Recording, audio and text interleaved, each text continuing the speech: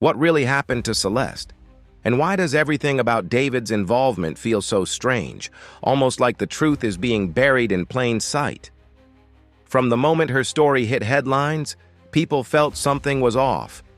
It wasn't just the mystery of how her body was found, but the endless delays, contradictions, and haunting details that make this one of the most unsettling celebrity-linked cases in recent memory.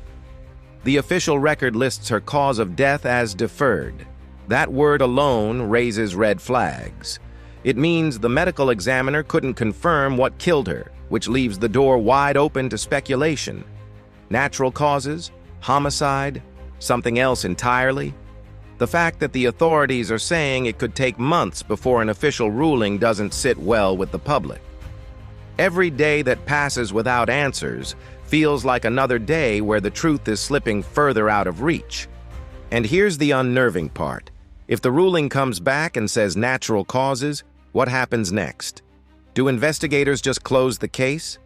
Do we all pretend that a young woman climbing into the trunk of a Tesla and vanishing into silence was somehow normal? That single word, deferred, buys time. And time has a way of burying stories until they fade. For Celeste's family, friends, and anyone following the case, that's the scariest part. Because closure doesn't come from unanswered questions, and in this case, every new detail only deepens the shadows.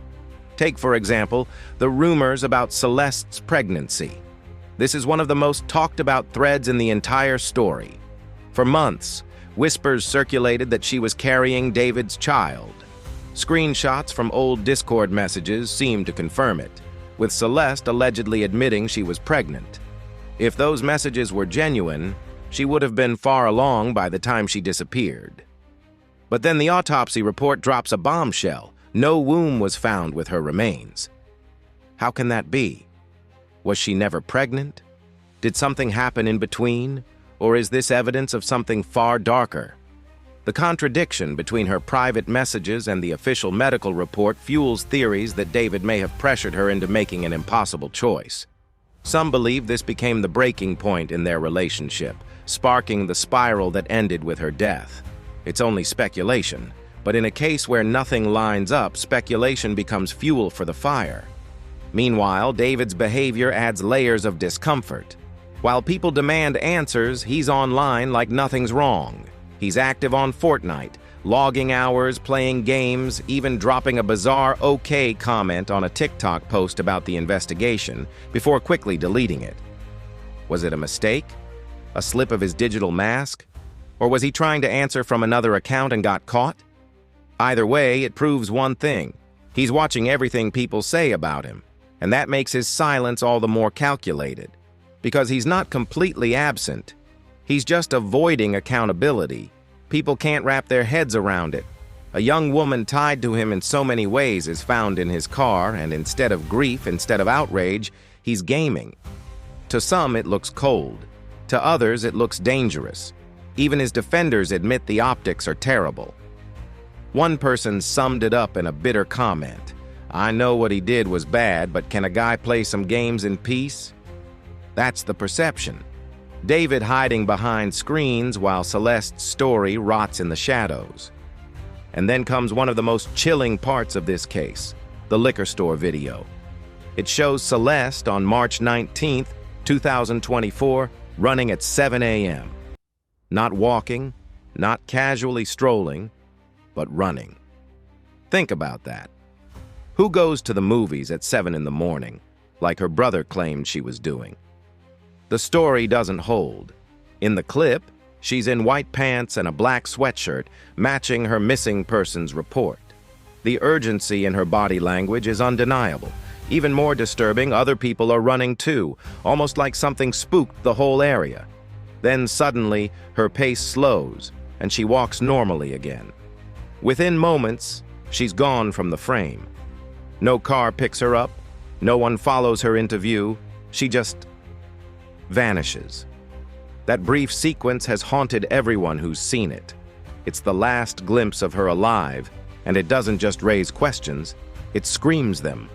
The man who handed over the footage, Ellie, runs the store she stopped at often. To him, she wasn't some troubled runaway like the media painted her. She was quiet, polite, even shy. He never saw her start fights or act out. She just looked like a normal teenager stopping in for snacks. That's what makes this so chilling. The official story paints her as unstable, but Ellie swears the girl he knew didn't fit that picture at all. Was the unstable narrative crafted to explain her disappearance? To make it easier for people to accept she'd run away? The contradiction between her family's claims, the official reports, and Ellie's first-hand experiences paints a confusing, messy image. Was Celeste truly lost in her own world, or was she portrayed that way to cover someone else's tracks? This wasn't her first disappearance. Back in January 2024, she ran away and was found in Hollywood. Guess who else lived in Hollywood at the time? David.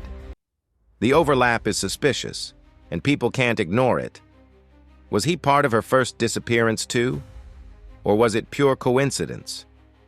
When patterns begin to emerge, coincidences start looking a lot like connections.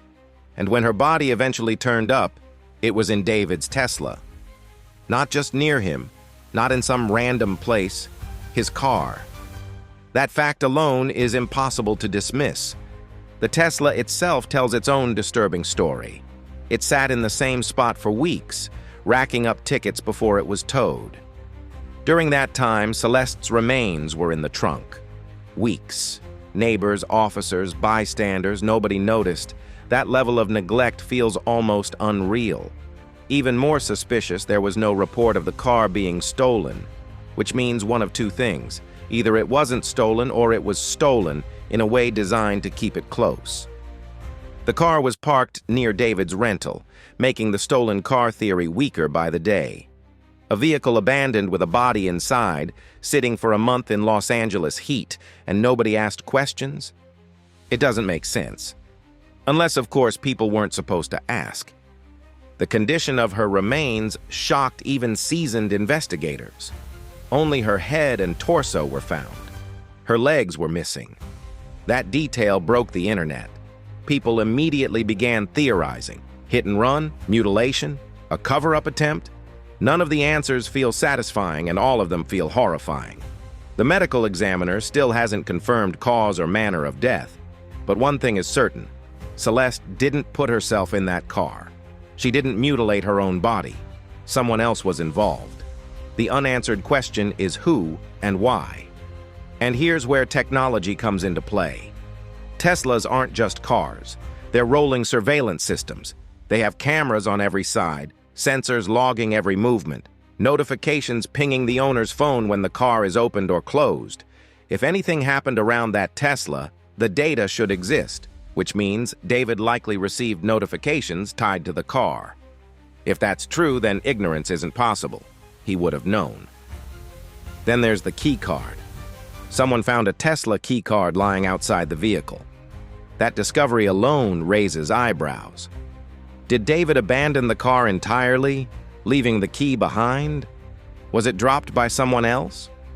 To many, it looked like he wanted nothing more to do with it. Abandon the car, abandon the evidence, walk away. But you can't just walk away from a human life. And the presence of that card ties him to the scene more tightly than any rumor ever could. While police continue their investigation, David has retreated behind a wall of selective silence. He posts nothing meaningful about Celeste, yet stays active enough online to prove he's present. That silence speaks louder than words. It shows a man either unwilling or unable to face what's unfolding. The public sees it as guilt. His defenders see it as survival. Either way, the optics are damning.